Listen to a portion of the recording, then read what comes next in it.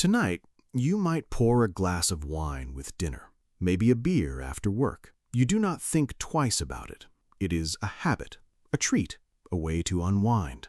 But the real answer is far stranger. For most of human history, you were not occasionally drunk. You were, in a very real sense, never fully sober. Alcohol was not a treat, it was survival. How does a species end up like that? Why would evolution allow it? Let's go back. Around 10 million years ago, something changed inside your ancestors' bodies. A tiny mutation appeared in a gene called ADH4. This gene controls an enzyme that breaks down alcohol in the stomach and throat. Before the mutation, that enzyme worked slowly. After it, the enzyme worked roughly 40 times faster. 40 times. Think about what that means.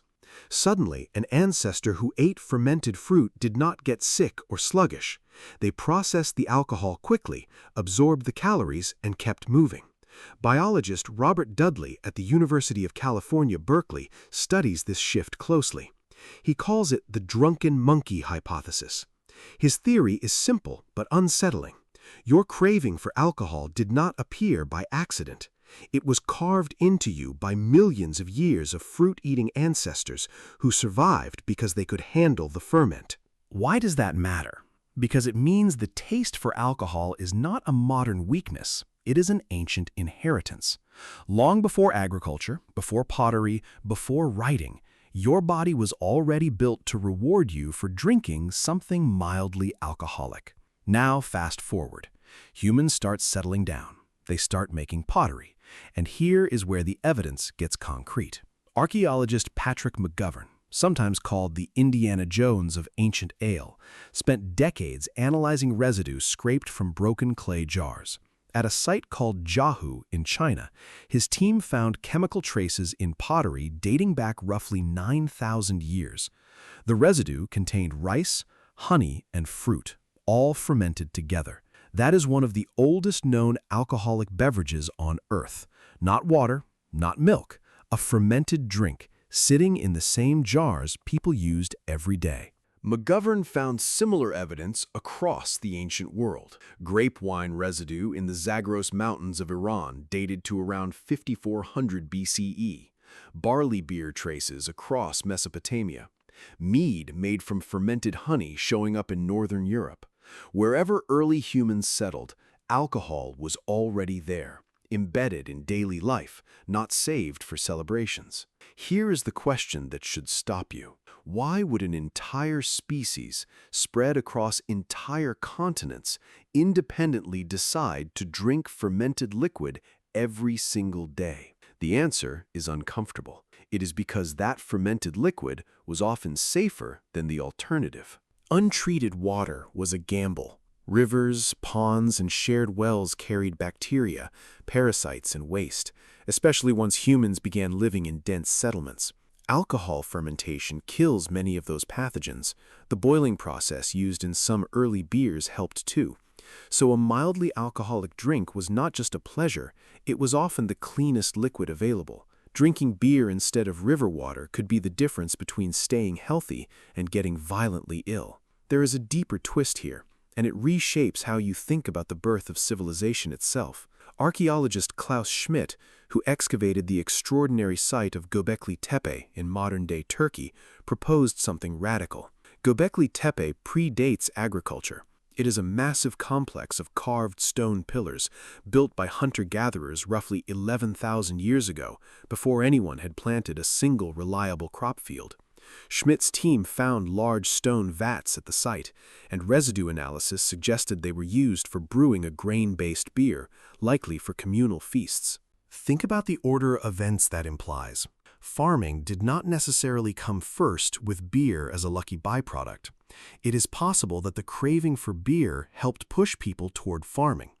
Wild grains were harder to gather in large amounts, but if a community wanted enough grain to brew beer for a gathering, that need for surplus may have nudged people toward planting, tending, and harvesting on purpose.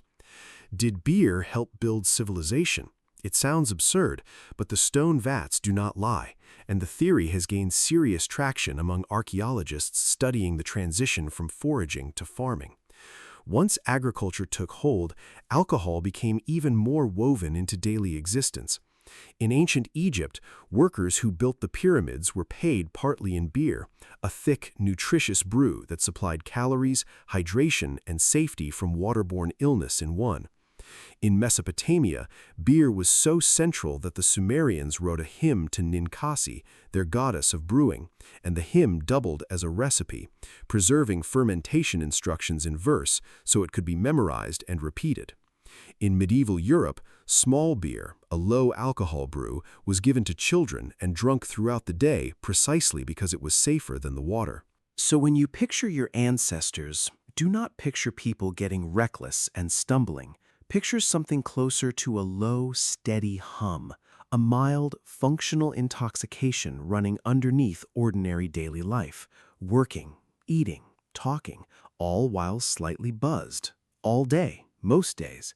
Why did this not destroy entire societies?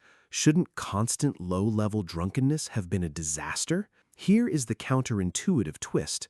The alcohol content in most ancient beverages was low, often just 1 or 2%, closer to what you would call a light beer today. It was diluted further with water, herbs, or grain porridge in many cultures. The goal was not to get incapacitated. The goal was steady calories, safe hydration, and a mild social lubricant that helped strangers trust each other around a shared fire. That social piece matters more than it seems. Sharing a fermented drink created a ritual of trust. Lowered inhibitions made it easier for separate family groups to negotiate, cooperate, and bond, at a time when cooperation between strangers could mean the difference between starvation and survival. A slightly relaxed, slightly warm feeling passed around a fire was not weakness, it was social glue. Now think about your own life. You still reach for a drink after a stressful day. You still pour something at a wedding, a funeral, a reunion with old friends. You still trust people more easily after sharing a glass with them. None of that is a modern invention. None of that is a personal failing. It is an ancient rhythm, thousands of generations deep, still running quietly underneath your habits. Your body still carries that fast-acting ADH4 enzyme. Your instinct to reach for something fermented at a gathering still echoes the instinct that helped a hungry primate find calories in the forest floor. The comfort you feel sharing a drink with someone you just met still echoes the trust ancient strangers built around a fire, one cup at a time. So tonight, when you pour that glass of wine with dinner, you will not think twice about it. And maybe you shouldn't, because for nearly all of human history, that is exactly how it was supposed to feel: normal, safe, and shared.